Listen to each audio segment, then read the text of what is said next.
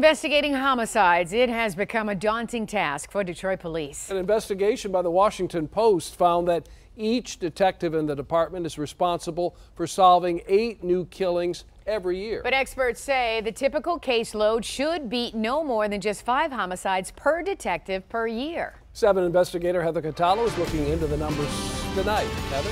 Well, so far this year, Detroit detectives have had to respond to 185 homicides. Even though DPD reorganized their homicide division to beef up their manpower on certain shifts, detectives still have a very high caseload. Detroit 911, do you need police, fire, or yes, somebody been shot. As part of a nearly year-long investigation, reporters from the Washington Post analyzed homicide numbers and arrest rates in the 50 largest police departments across the country.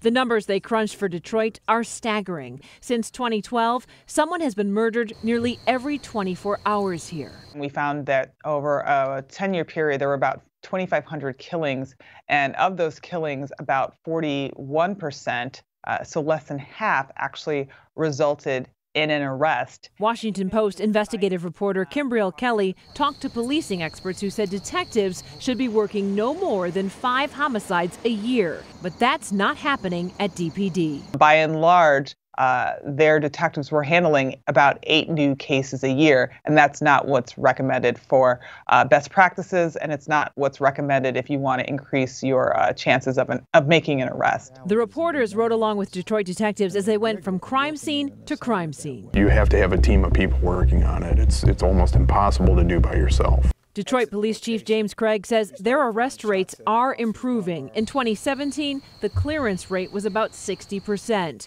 He also says his detectives work extremely hard, but often have to wait for forensics analysis and warrant approvals from the Wayne County prosecutor. They're understaffed, but the reality is that we have a number of warrants waiting a decision. That has a direct impact on arrests. It has a direct impact on clearance rates.